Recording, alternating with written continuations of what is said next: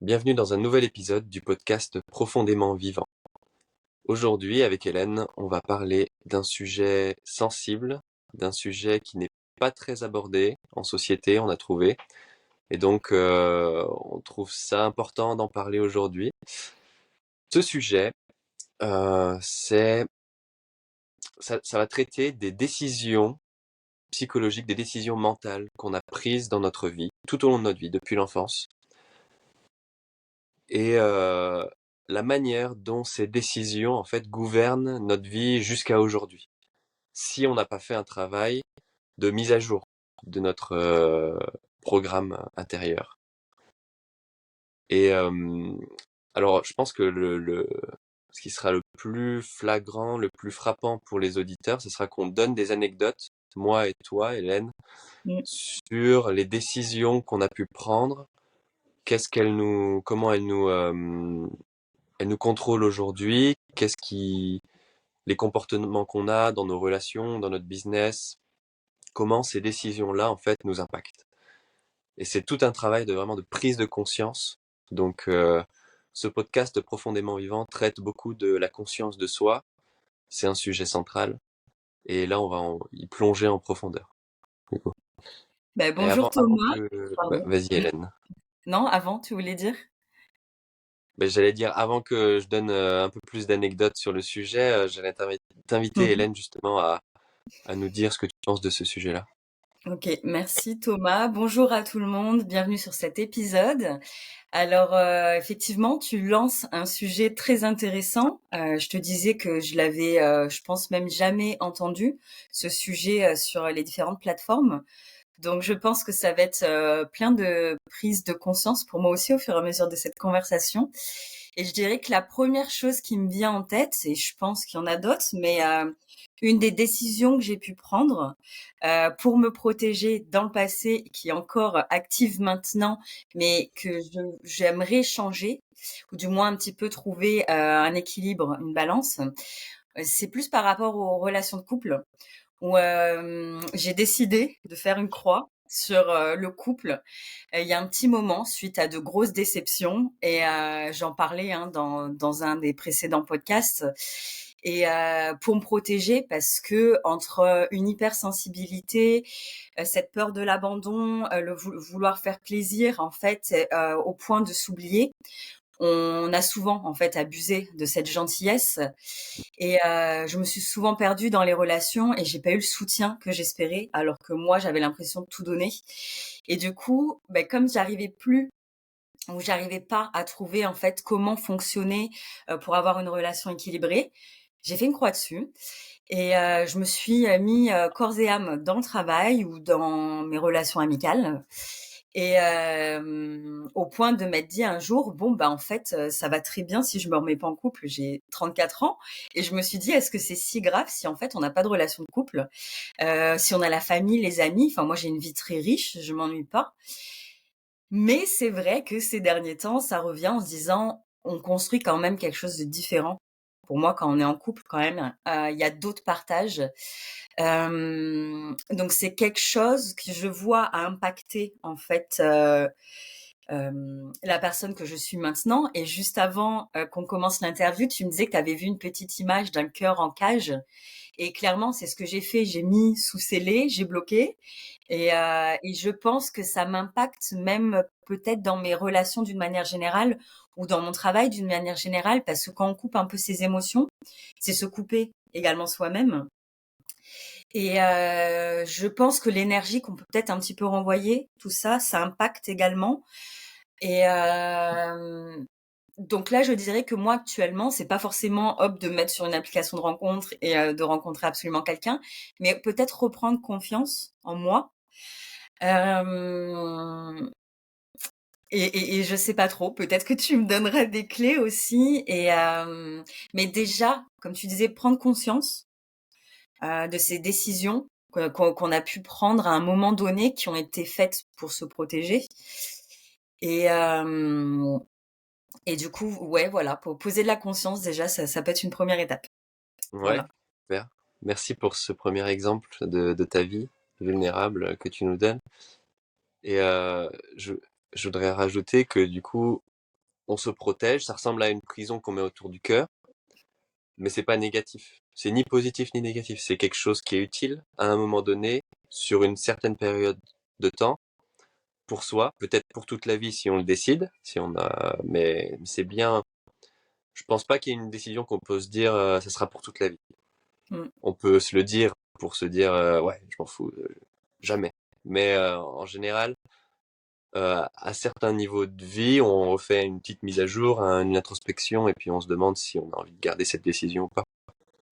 Ça me Mais fait penser à, vas-y. ouais. Ben, juste pour rebondir vite fait là-dessus, une fois j'avais fait une séance d'hypnose et il y a une personne, la personne me disait qu'en fait on se protège, on met une armure et en fait au bout d'un moment ça peut devenir inconfortable. Mais cette armure, elle nous a protégés des attaques à un moment donné, ces périodes comme si on traversait des hivers. Et en fait au bout d'un moment on a juste envie d'enlever cette armure. Et cette image je la trouve très parlante. Voilà. C'est ça. Soit on l'enlève consciemment, soit elle se brise parce qu'on a un accident, il y en a quelque chose de vraiment dur qui arrive et qui, on n'a plus le choix que de la briser. Ça, Mm. ça m'est arrivé aussi, j'en parlerai. Et ouais, c'est vraiment rappeler aussi que la décision qu'on peut prendre, si on se rend compte qu'on a une prison, une enceinte de protection, je vais appeler ça comme ça peut être une prison, mais on peut aussi la voir comme un cocon. Et donc, Oui, ça dépend des mots que tu mets dessus et comment tu le conscientises, mais en soi ça c'est une protection. Ouais. À mm, moins, après, ça peut se transformer en prison. Si on reste dedans et que c'est inconfortable et qu'on veut pas en sortir, mais que ça nous rend malheureux, là, je pense que ça tourne en prison. Ouais. exactement. En fait, c'est toute une question de temps. À Mm, quel moment, à un moment, ça peut être positif, à un moment, ça peut devenir négatif pour soi-même, en fait, pour ses objectifs de vie personnels, ce qu'on veut créer, comment on veut se sentir, la personne qu'on veut devenir. Donc la décision qu'on peut prendre, c'est soit oui, ça c'est encore un cocon pour moi, je suis très bien dedans et ça m'empêche en rien d'évoluer et d'avoir ce que je veux, donc je le garde. Je garde cette décision-là, même si je l'ai prise il y a 10 ans, mais elle est toujours valide aujourd'hui. Je suis mm, contente avec ça. Ou eh ben on se rend compte que ça nous bloque, comme tu dis, ça nous limite, on se sent pas bien, on est inconfortable maintenant dedans parce qu'on se dit on veut passer à autre chose. Et donc ouais. voilà. Et toi, tu Donc disais, tu as des exemples du coup pour ouais, toi? j'allais y venir là justement. Ouais. Le, la plus grosse protection que je me suis mise, c'était c'était pareil au niveau du couple. Je pense que ça reviendra chez beaucoup de personnes. On a tous des cœurs brisés, je pense, Mm, dans sa vie. Et donc moi, c'était vraiment ça. C'était on va commencer dès la naissance. En fait, la naissance, c'est le premier traumatisme de séparation. Tu sors du ventre de ta mère où tu étais bien confortable, chaud, tu étais amoureux, tu étais connecté complètement. Et là, tu sors, il y a une séparation. T'es plus en contact avec ta maman. Donc ça, c'est la première. Ensuite, moi, à 3 mois, ma mère elle a eu juste 3 mois de congé maternité, puis elle est retournée travailler. Donc elle m'a laissé chez ma grand-mère toutes les semaines. Et ça, c'était le renforcement du trauma de séparation. et ouais. Mm, Il me dit, bah, ah là, je peux plus être avec ma mère. Pour un enfant, c'est très difficile ça. Et ensuite, au cours de mon enfance et de mon adolescence, il y a eu des rappels de ça. Déjà, j'avais pris une décision en étant enfant. Je vais pas me trouver de copine. Moi, si je me trouve une copine, ça sera la bonne jusqu'à la fin. Je veux pas quelqu'un et d'accord. ensuite on se sépare et là, là, là. En fait, j'avais trop peur de la séparation, donc je me suis Waouh. jamais mis. J'avais des petites euh, quand j'étais vraiment petit enfant, pas ado, mais petit enfant, j'avais une fille à l'école qui était bisous Une bisous. amoureuse. Mais moi, Ouais. j'évitais. Je voulais pas du tout. Ouais. Donc déjà, même tout jeune, j'avais pris cette décision que non, je veux pas être en couple. Mhm. Et jusqu'à 18 ans, j'ai pas eu de copine. Et donc ça, c'était ma première protection. À 18 ans, cette protection-là, je me suis dit, bon, c'est bon. J'ai commencé à apercevoir le fait que ça peut me bloquer pendant longtemps, que je ne trouverais pas forcément la bonne femme tout de suite. Donc je me suis dit, eh ben, il y a des filles qui me plaisent, je vais tenter, je vais passer du temps avec elles et puis on va voir. Donc je me suis mis en couple à 18 ans.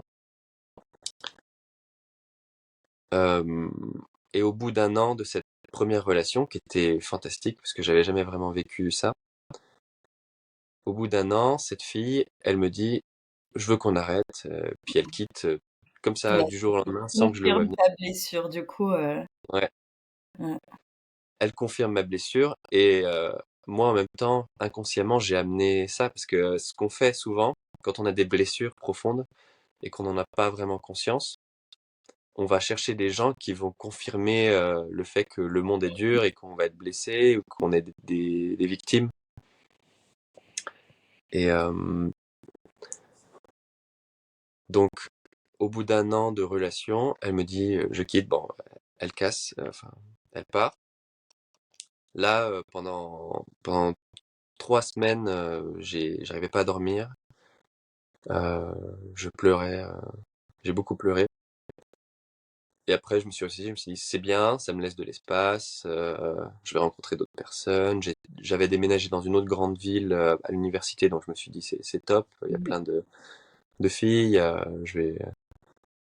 ça va être bien. Mais un mois plus tard, on se retrouve avec mon ex, du coup, à l'anniversaire d'un ami commun, et elle me dit qu'elle a fait une erreur, elle veut se remettre ensemble. Puis moi, j'étais encore un peu amoureux, enfin, j'étais amoureux, et donc j'y suis retourné. Mhm. Et là, la décision, elle est là. La plus grosse décision qui m'a vraiment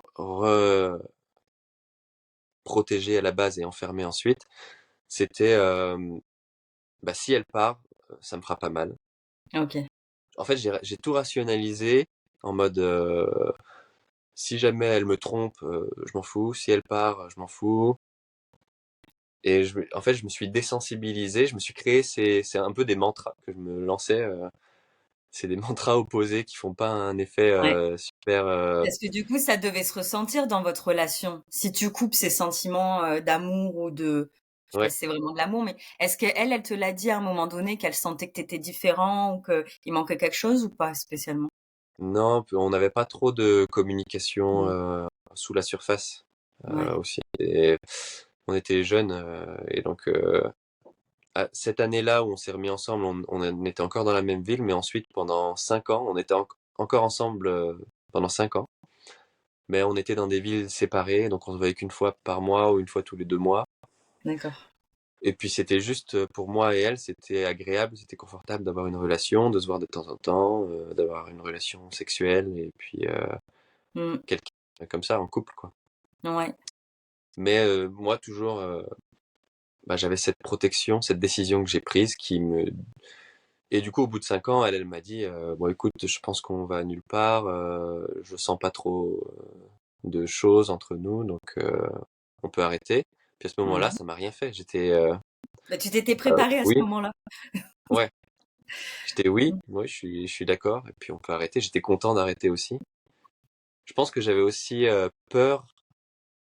Enfin, j'avais pas envie d'arrêter quelque chose qui semblait être bien, enfin, j'avais pas de standard, tu vois, énorme pour mon couple. Donc, je me suis jamais dit, ah, faut arrêter parce que ça me bloque le couple. Mais du coup, la décision que j'avais prise, que si elle part, ça me fera rien, du coup, ça a fait son effet, ça m'a pas reblessé derrière. Mais je me suis retrouvé tout seul et la décision était encore en place. En fait, tout ça, cette armure d'hyper-rationalité que je me suis construite pour me protéger, ça, c'est devenu inconscient, c'était dans mon corps après. Et je pouvais plus aller le repêcher Mhm. pour l'enlever en fait, le débloquer. C'était tout dans mes cellules, dans mes os, enfin c'était imprégné pendant 6 ans. J'ai eu ça quoi. D'accord. Et c'est vraiment que tu disais l'armure, bah, je le décrivais comme ça aussi. C'était une Mm. grosse armure très épaisse. Et le problème avec une armure, c'est que oui, ça bloque les attaques extérieures, mais ça empêche aussi l'amour, la joie, le cœur, la créativité, l'inspiration, cette ébullition qui est à l'intérieur de soi, ça l'empêche de s'exprimer. Elle peut plus sortir. Mhm. L'armure bloque aussi de, le- de l'intérieur. Et donc après qu'on se soit quitté, ben, je me suis dit top, je vais pouvoir trouver d'autres personnes.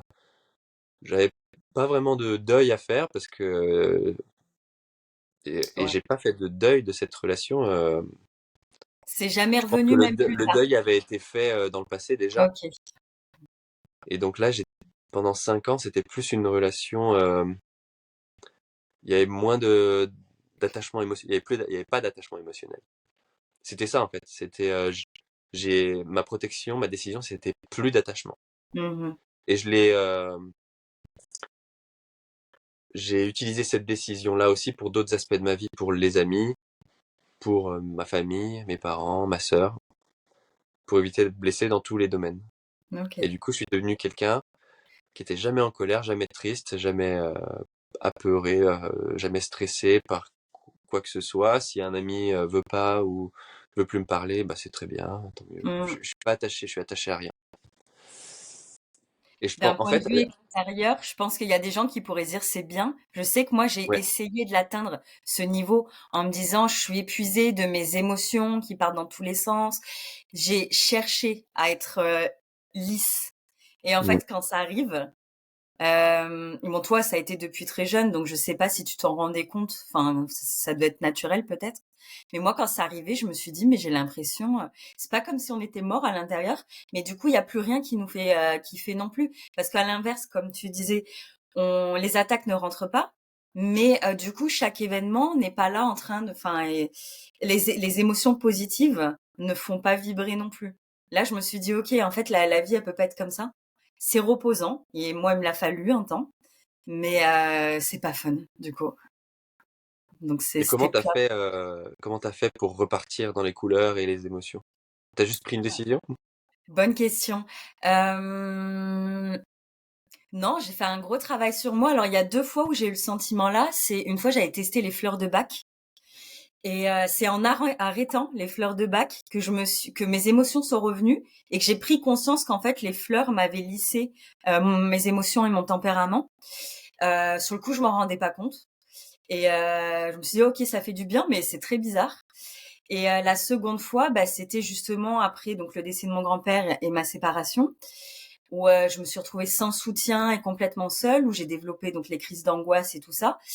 Et au bout d'un moment, donc mon cerveau qui a bloqué, on en parlait toi et moi l'année dernière je faisais des séances avec toi, où justement j'ai l'impression qu'il y a tout qui était verrouillé et même les activités qui me faisaient plaisir ne me procurent plus spécialement d'émotions.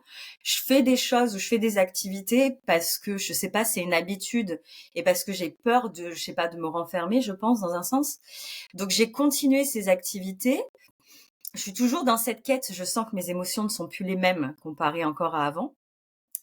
Et pour retrouver un peu ces couleurs, bah, je dirais que clairement les thérapies, de chercher au fond de soi tout ce qu'on est en train de faire là, tout ce qu'on propose, clairement de poser de la conscience sur ce qu'on a pu vivre dans nos vies, dans notre vie, les actions qu'on a prises. Clairement, c'est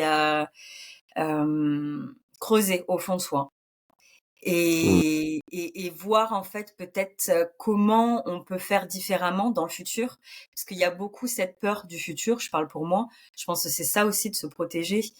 Et mais clairement, ça demande en fait de se bouger quoi. Ouais. Mais Et j'aime bien quand t'as fait le geste plat, parce que c'était vraiment ce que je définissais aussi, c'est le mmh, plateau de. C'est, il y a plus d'émotion, c'est tout plat. En fait, on n'est plus blessé, mais on n'est plus, on va ni en haut ni en bas. Alors que la vie, c'est le mouvement, c'est les vagues et il y a la possibilité d'atteindre, je pense, un état équilibré. Je le pense pas, je l'ai expérimenté aussi. En fait, je suis passé par là, en fait. Quand cet état d'apathie, il s'est brisé, mais j'en parlerai de manière brutale, à 25 ans. Après ça, j'étais dans le chaos des émotions. C'était un volcan déchaîné. Il n'y avait pas de structure, il y avait que de l'énergie.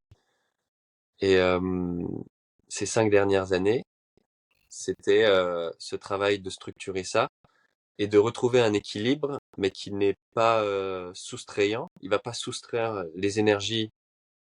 Je vais pas bloquer en fait. Il est pas bloquant l'équilibre. Mais avant, en fait, la manière la plus simple de trouver un équilibre émotionnel, c'est de bloquer les émotions négatives, positives, et puis de rester à un niveau d'émotion neutre Ouais. tout le temps.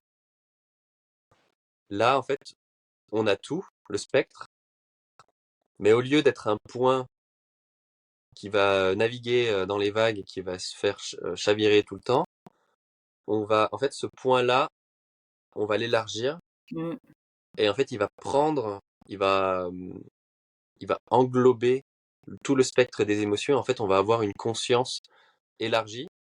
C'est ça, en fait, le travail de développement de la conscience, c'est élargir sa conscience pour pouvoir accepter le négatif et le positif à différents moments, en restant, en ayant toujours ce point central. En fait, on n'est pas ce petit point qui quitte le point central d'ancrage, qui va dans le négatif ou dans le positif, Mmh. mais on est ce gros point dont le point central fait partie et le positif et le négatif fait partie aussi. Peut-être qu'on va des fois un peu plus en haut, donc on a un ancrage toujours dans le neutre pour éviter l'euphorie qui nous détache, qui nous désancre de la réalité. Et des fois on descend un peu, mais on a toujours le point d'ancrage en haut. Comme ça, quand on est Ouais. dans les émotions négatives, on a toujours quelque chose qui est stable. En fait, c'est juste une présence stable en soi. C'est comme, j'aime bien l'image du grand manoir avec le maître de maison et toutes les personnes qui y travaillent ou qui y vivent. Si on est un petit point, il n'y a pas de maître de maison. En fait, tout le monde est un peu chaotique, fait ce qu'il veut. Et des fois, on va s'identifier avec la personne dans le manoir qui est dans la cave et qui est en dépression. Des fois, on va s'identifier avec l'enfant joyeux qui est dans la salle de jeu. Et on va bouger comme ça. Sauf que si on développe un maître dans le manoir, quelqu'un qui gère vraiment les choses, qui est la structure solide au milieu des vagues, ce maître-là, en fait, on va savoir qu'il est toujours en nous et on peut toujours s'y référer. Quand on se sent Mmh. déprimé, qu'on est dans la cave, on sait que là, il y a le maître qui est à côté aussi. On est les deux en même temps. On a différentes parties en nous.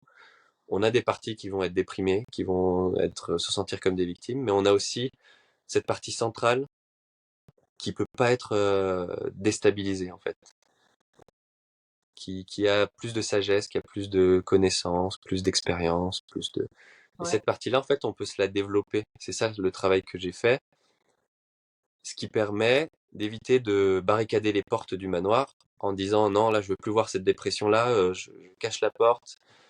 Euh, c'est plus un maître qui est dans la compassion, dans l'acceptation de tout le monde, toutes les parties du manoir, des gens qui sont là, on va toutes les accepter. Parce que si on en refuse une, on barricade une porte, ben, cette partie-là, on ne sait pas ce qu'elle va fabriquer derrière la porte dans le noir pendant 10 ans. Et des fois, ça sort comme un cancer, ça sort comme je sais pas quoi, une manifestation ou des crises de colère qui reviennent d'un coup, ce qui m'est arrivé aussi. Donc c'est pour ça que c'est important de faire ce travail de voir ce qu'il y a derrière les portes, voir pourquoi on a fermé certaines portes. Est-ce qu'on est prêt à les réouvrir, à voir ce qu'il y a derrière? Si on entend que s'il y a un gros monstre et qu'on n'est pas trop prêt, Mmh. bah, comme tu disais, la thérapie, c'est avoir Mmh. quelqu'un qui nous guide, c'est super utile. Tu ouvres la porte et t'envoies ton monstre vers l'autre personne. Et la Oui, personne oui, c'est a vrai. les outils pour gérer ce monstre-là, Ouais, normalement. ouais, ça peut être intéressant parce que je me rappelle, j'avais découvert, est-ce que c'est le FT où on tape comme ça et en Oui, fait, c'est ça, c'est le FT? EFT, ouais. OK. Alors, les personnes qui nous écoutent, vous pouvez aller voir sur YouTube. Moi, j'avais bien aimé donc ça peut être pour différents moments, de la vie. Par exemple, j'ai peur en voiture, donc en fait, c'est des petits points qu'on va venir stimuler et se répéter en fait, des choses et j'avais voulu entamer un processus seul sur, la guérison de l'enfant intérieur, je vais y arriver et c'était un programme sur, plusieurs semaines et j'avais dû arrêter parce que ça me faisait remonter trop de choses et là donc effectivement, ça peut être bien des fois d'avoir un accompagnement et une personne en face avec qui on peut parler, pas que des vidéos YouTube, parce que ça peut faire remonter des choses qu'on n'arrive pas à gérer et moi, j'en ai fait des cauchemars et des machins parce qu'il fallait revoir la petite Hélène quand elle était pas bien, toute jeune et tout et en fait, non, voilà, j'ai arrêté et je préfère, voilà, avoir, quelqu'un à qui je peux exprimer mes émotions en face et qui justement va prendre, le monstre, on va tous prendre la main dans la main et puis avancer ensemble, quoi. Donc, faut je pense qu'il faut analyser et écouter ses ressentis. Il faut pas se dire: «OK, je veux changer de vie, c'est bien, j'en ai marre, je démonte la porte, je, prends les monstres à bras-le-corps». Ça peut faire de la casse et ça peut être difficile. Je comprends des fois qu'on a envie de le faire seul, mais, écoutez-vous. Si c'est difficile et que ça fait remonter trop de choses, n'hésitez pas à demander de l'aide. C'est une preuve de courage et Ouais. En fait, de demander de l'aide, ça prouve qu'on prend la responsabilité pour soi. C'est pas qu'on donne sa responsabilité à quelqu'un d'autre. Justement, ouais, demander de l'aide, c'est nous qui prenons la décision d'appeler quelqu'un, de prendre un rendez-vous, d'aller voir. Et il y a beaucoup de pouvoir dans l'acte de demander de l'aide, en fait. ouais, Plus de pouvoir et de courage, comme tu dis, que dans l'acte de se dire je vais tout faire moi-même. oui, ou d'ignorer, de mettre sous le tapis. Ouais. Et souvent, on voit ça à l'inverse, justement, que c'est une preuve de faiblesse de demander de l'aide, alors que pas du tout. Il faut une sacrée dose de Mm. courage, donc n'hésitez pas. Et tout le monde, hein. Enfin, moi, depuis que j'en parle autour de moi, que j'ai fait des thérapies et tout ça de ces dernières années, les gens en parlent et on est très nombreux à en faire. Donc c'est vraiment, Ça devient de plus en plus accepté, donc c'est ouais, une bonne chose. ouais. Et je voudrais partager un livre que j'ai lu qui est très très bien sur le sujet des parties intérieures. Le livre, bon, je l'ai lu en anglais, il s'appelle No Bad Parts, donc il n'y a pas de mauvaise partie. Mmh. Et ça invite vraiment les gens à accepter, comme on dit, s'il y a quelqu'un derrière une porte qu'on a barricadée parce qu'on n'avait pas envie de le revoir ressurgir, une partie de nous qui a très très peur de la séparation, qui est très triste, ou qui était très en colère, un adolescent en colère en nous, Mmh. et qu'on a barricadé un moment parce qu'on s'est dit non, non, c'est trop destructif, les gens nous aiment pas quand on est en colère, donc toi tu restes là-bas dans le cajot, dans le placard à balai, tu sors Ouais. plus, comme ça les gens à l'extérieur ils nous aiment bien. Eh bien, toutes ces parties-là, il y en a aucune de mauvaise, et en fait en se rendant compte de ça, en prenant du recul et de la compassion pour soi-même, on peut petit à petit ouvrir les portes, récupérer des parties de soi qui sont des parties qui renferment notre pouvoir créatif, notre vitalité profonde. Donc là, on parle de profondément vivant. C'est Mmh. ça, pour moi, c'est recollecter toutes les parties de soi et devenir complet. Moi, mon site internet, il s'appelle Becoming O. C'est ma marque pour le développement de la conscience. Et ça veut dire devenir O, devenir complet, devenir un cercle. Mmh. Et voilà, c'est ça que je mettrai le nom du livre en français, je le trouverai, je le mettrai dans la description. Ouais. Si certaines personnes sont intéressées, c'est un premier pas vraiment pour la découverte de soi et le développement de la conscience et se retrouver sa plénitude, sa vitalité. Mmh. Mais justement, s'il y a des auditeurs qui ont, des livres, des documentaires ou des ressources, qu'importe la ressource à partager, mettez-les en commentaire, ça aidera toujours, même nous, si on peut découvrir, de nouveaux ouvrages. Ouais, on essaye de s'entraider dans la communauté Ouais, de la conscience, du développement personnel. Et je voulais aller un peu plus loin, décrire un peu comment cette décision qui me protégeait s'est brusquement oui. dissoute quand j'avais 25 ans. Parce que justement, quand je me suis séparé avec ma première copine qui était mon ex, pendant 6 mois, je me suis dit, je vais repartir, je vais rencontrer quelqu'un, ça va être très bien. Mais j'avais toujours ce blocage. J'étais un peu revenu comme dans l'enfance où je me suis dit non, non, je veux pas avoir de copine. Et j'étais revenu dans ce truc-là, mais pas consciemment. En fait, j'avais pas repris la décision. La décision était encore active en moi. Et ce qui m'a débloqué, c'est j'ai trouvé quelqu'un, un ami que j'ai rencontré peut-être 2 semaines après être séparé avec cette fille. Et c'était un, un gars qui a commencé à vouloir à me poser des questions un peu plus. Au départ, on parlait beaucoup philosophie, donc j'aimais bien parler philosophie à l'époque aussi, de la vie en général, du sens de la vie, mais je parlais jamais de moi, de mes Mhm. émotions, de mon passé, de mon histoire, de mes traumatismes, de ce dont j'ai honte ou de ce dont je suis fier, peu importe. Je parlais jamais de moi. Et ce gars-là, lui, il avait plus l'habitude de ça, peut-être qu'avec sa mère ou avec des personnes, il avait plus l'habitude d'avoir ces conversations-là, de parler de lui, de faire des thérapies aussi, voir une énergéticienne. Il était plus là-dedans. Moi, j'étais pas du tout spiritualité à l'époque, et développement personnel.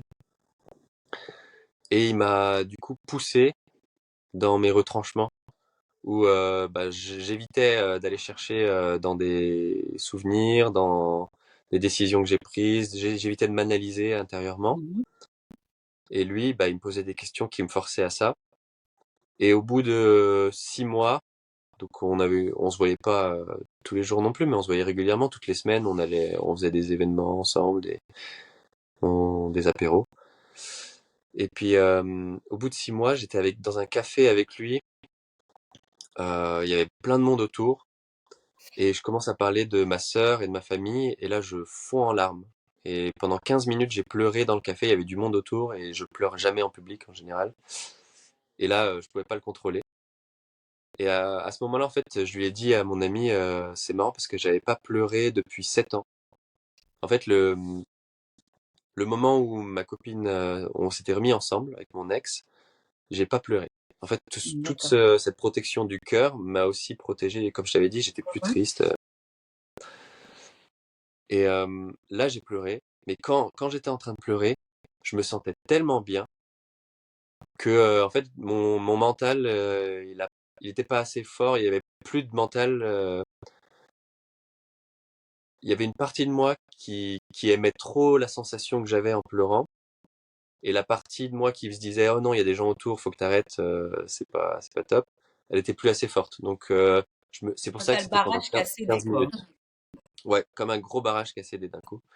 Enfin, pas d'un coup parce que justement, je pense que c'était une grosse ouverture et on peut pas arrêter l'eau même s'il y a une grosse ouverture. Mhm. Il y a trop de pression, donc je peux. Ouais.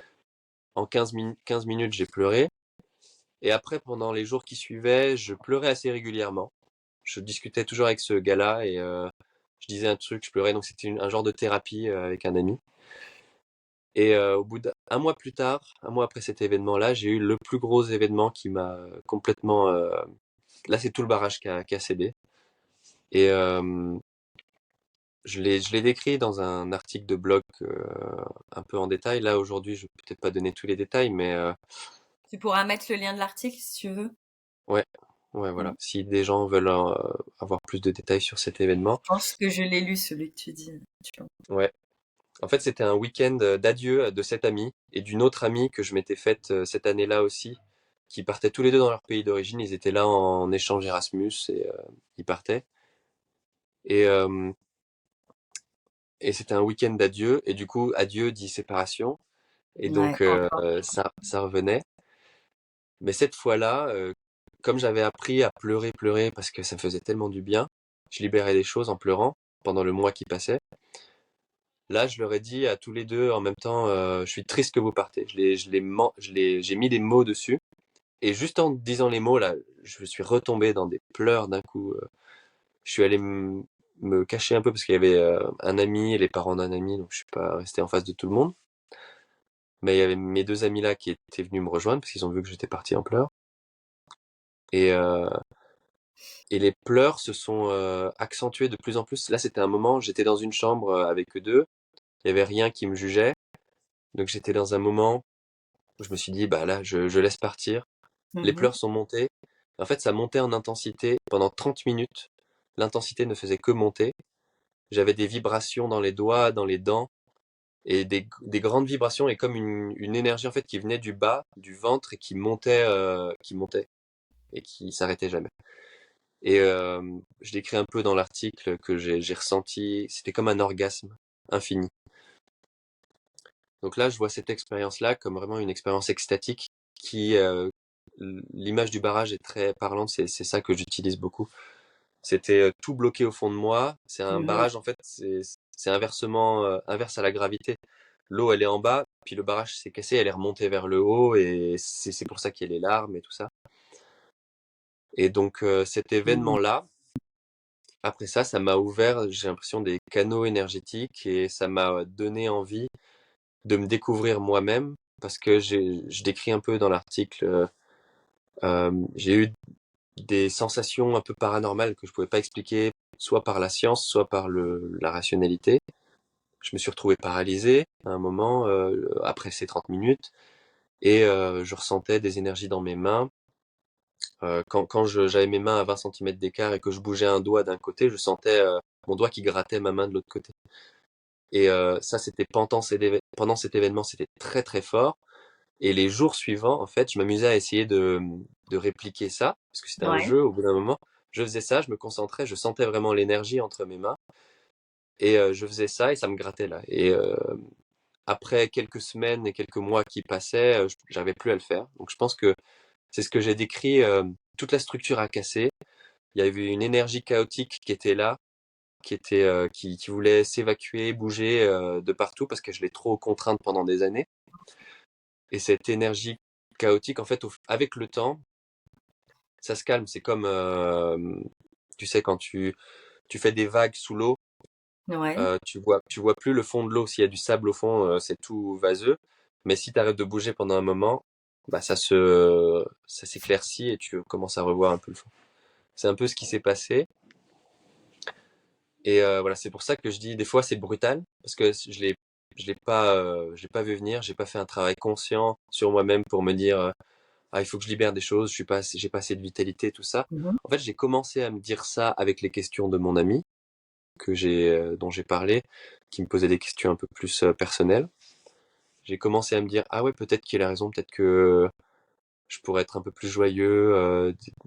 Je crois que des fois, il me disait vraiment des trucs qui faisaient pas plaisir, genre pourquoi t'es jamais joyeux ou je sais pas, Ouais. des choses comme ça. Et donc ça met aussi en perspective le fait que d'avoir des personnes qu'on peut considérer négatives dans sa vie, ça peut être positif parce que j'aurais pu lui dire, me dire non, il me saoule, il me pousse trop, il respecte pas mes limites, du coup j'arrête de le voir. Mais en fait, si j'avais fait ça, j'aurais pas vécu ça. Je me Mmh. serais pas libéré, j'aurais pas dissous ces structures mentales de l'ego qui me protégeaient et dont j'avais pas conscience qu'elles me protégeaient. Donc voilà. Je voulais Super finir intéressant. l'histoire.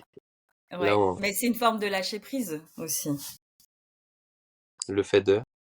Ben, d'accepter ce torrent, c'est un peu ce geyser Mm, qui revient et puis du coup de prendre conscience et de lâcher ton ancien toi et de voir, enfin de vouloir avancer et d'être plus ouvert du coup à mm, sa ses émotions et tout ça. Donc ça demande d'une manière générale, je pense un travail, sur soi. Ça vient pas forcément, juste comme ça et mm, mmh. complètement. Toi, qu'est-ce que tu dirais par rapport à toi? Justement, tu en as parlé au début de ta relation de couple, que tu t'as décidé, non, le couple, ça sera plus ma priorité. Euh, Comment tu le vois aujourd'hui? Tu dis que c'est thérapie qui t'ont beaucoup aidé. À quel, à- Moi, c'était brutal, c'était d'un coup. Mais je sais que pour beaucoup de personnes, et c'est peut-être mieux de le faire un travail consciemment, d'aller voir des thérapeutes et de récupérer petit à petit des parties de soi et de dissoudre petit à petit ces protections-là. Mmh mh. C'est la bonne chose à faire aussi. Il n'y a pas de bonne chose à faire, mais C'est ça. il y a plusieurs possibilités. Et donc toi, comment tu le vis ça? Je navigue encore un petit peu, dans le sens où, je suis encore en train de me dire que, OK, donc on accepte que le négatif, ça fait partie de la vie, mais comme tu disais cette courbe, tu sais, ça me faisait penser à, la courbe de santé qu'on a dans le carnet de santé où en fait, Mhm, tant qu'on a voilà, on va naviguer entre un peu le positif, le négatif, s'il y a des moments là, mais le but c'est pas d'aller dans les extrêmes. Là, ce serait pas bon, tu vois? Et donc je suis en train d'accepter que, OK, dans la vie, il y a les émotions positives, négatives et donc là, quand je dis ça, c'est dans le sens où ce que les gens peuvent me faire ressentir, c'est normal, il peut y avoir des déceptions, des incompréhensions et tout ça. Je me pose encore la question, est-ce que je les gère mieux, ces émotions, parce qu'elles m'atteignent plus comme avant? ou en fait, est-ce que j'ai un peu fait comme toi et j'ai bloqué et c'est pour ça que ça m'atteint plus, tu vois? Donc je suis encore un peu en train de naviguer entre les deux. Je découvre une nouvelle Hélène qui a été dans l'extrême sensibilité quasiment toute sa vie. Donc pour l'instant, moi j'ai l'impression que c'est encore que j'ai fermé, j'ai cloisonné, alors que ben justement mes émotions je les réouvre tranquillement. Donc rien que ça, je me dis bah, par rapport au couple, ça me fait encore un peu peur parce que je me dis que mon radar il est encore un peu biaisé. Et mais par contre, là où je pense que je change depuis ces derniers mois, c'est dans le sens à me réouvrir à la possibilité de me mettre en couple avec quelqu'un, que de voir qu'il y a du positif et pas que du négatif, ou que je peux garder mon indépendance et ma liberté tout en étant en couple. Je suis pas obligée de me perdre dans l'autre. Voilà, ça c'est tout ce que j'ai conscientisé ces dernières années. Où moi le couple c'était on ne fait qu'un, on est fusionnel, on essaie tout. C'est bien. Moi j'étais très sur l'amour passionnel et tout feu tout flamme, mais en fait c'est épuisant. Ça n'empêche pas, enfin, j'espère retrouver un petit peu cette flamme dans un couple, mais tout en fait respectant mes besoins et ma forme d'indépendance. Donc voilà, de prendre conscience de tout ça et d'accepter que c'est pas tout blanc ou tout noir et de la communication. Enfin, comme tu disais, toi, après, surtout quand on est jeune, c'est différent.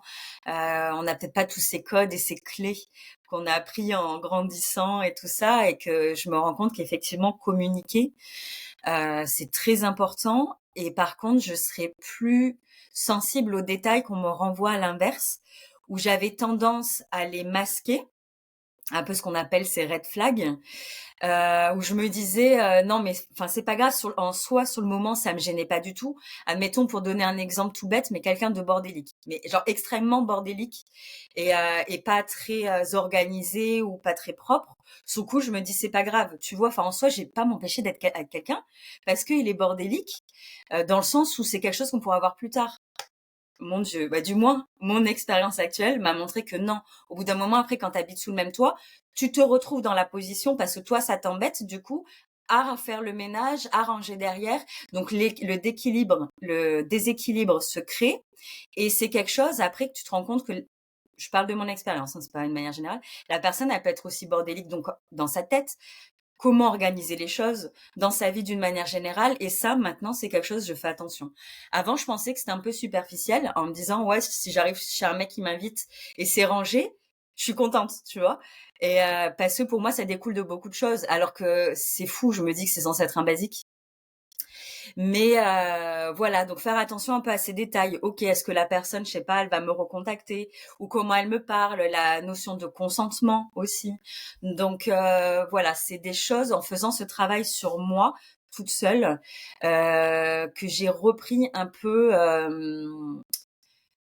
mon pouvoir sur moi-même et de comprendre que j'ai le droit qu'on me respecte et que je suis pas obligée de voir au rabais les choses. Je parlais avec une amie par exemple où c'est en taquinant, elle me disait oh là là le pauvre, le prochain et tout. Je lui dis mais tu sais, j'ai appris à être bien seule.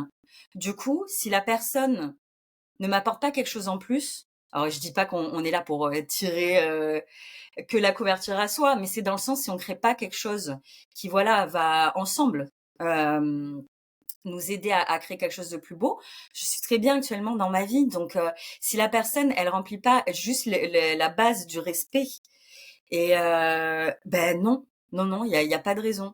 Donc c'est sûr que j'ai l'impression que je deviens peut-être un peu plus exigeante, mais quand je le réfléchis, je me dis mais enfin c'est fou, ce serait se mettre en couple et ne pas respecter certains besoins, tout ça parce que on veut pas finir seul ou non, peut-être que ça arrivera dans quelque temps, j'en sais rien. Là, ça reste encore frais, mais du coup, vraiment, ouais, comme je dis, de reprendre un peu le pouvoir sur soi, de soi, c'est quelque chose qui m'a fait du bien cette période de jachère. Donc, Ouais. donc voilà. Et ça fait écho à ce qu'on disait, le fait d'élever ses standards. Parce Ouais, que, exactement. et c'est, en fait, c'est tout ce travail progressif que tu fais, c'est le travail de développement de soi, des thérapies, de se connaître mieux soi-même, de se respecter, comprendre tes besoins. tout ça, en fait, ça te permet d'arriver à un état où tu as plus de pouvoir, tu es plus forte, tu as plus de structure, tu as plus de limites.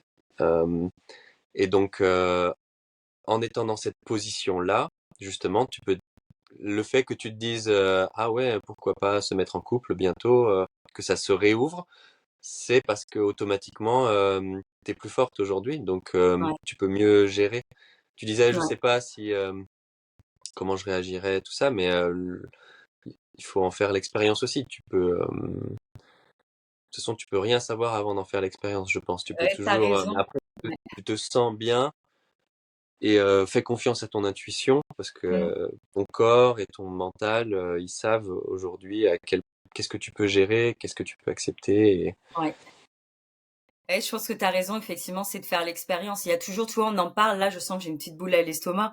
J'ai toujours cette impression de me dire, si je me lance dans une histoire, à quel point ça peut m'affecter.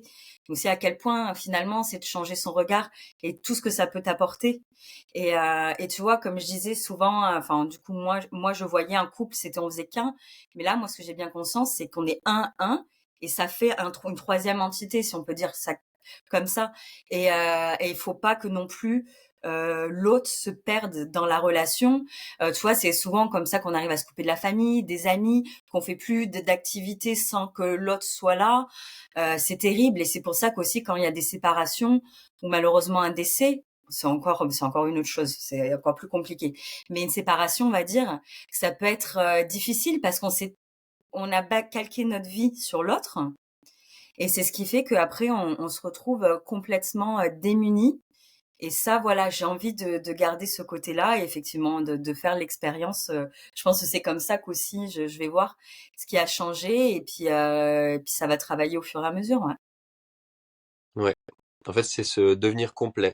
T'es une Mm. complète en face de quelqu'un d'autre qui est complet. Et comme ça crée vraiment, comme tu disais, la troisième entité. J'utilise ça beaucoup aussi. Et après, peu importe si vous êtes déjà en couple et que vous n'êtes pas complet, que vous êtes un peu codépendant, qu'il y ait des dynamiques comme ça, vous pouvez devenir complet au sein du couple.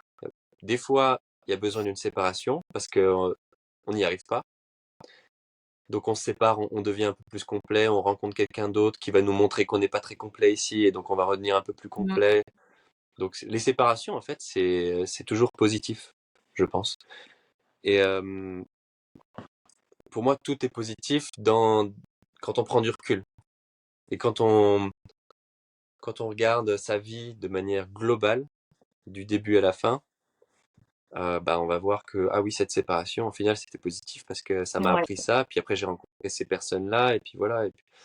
Donc voilà, je pense que on peut finir avec cette touche d'espoir sur le fait que Oui, clairement. Mm. tout se, tout se résout de la manière qu'il faut pour nous, pour qu'on puisse vivre sa vie et avancer. Pour clôturer, on peut justement inviter nos auditeurs à regarder et écouter le podcast qu'on a sorti sur les relations, sur après la famille difficile, en fait, comment construire des. On n'a pas encore trouvé le titre, mais du coup, c'est voilà comment construire des relations saines, ce qui fait écho du coup à cet épisode. Et écouter tous les autres. Dans tous les cas, on vous accompagne et on vous donne des clés pour aller chercher au fond de vous et mettre de la conscience sur différentes parties de vous. Donc on espère que cet épisode vous a plu et qu'on vous montre que justement, à travers des périodes difficiles, comme tu viens de conclure, on peut retrouver de la lumière, de l'espoir et avancer avec confiance. Ouais, merci Hélène pour aujourd'hui Merci et à Thomas, bientôt. à la semaine prochaine, ciao.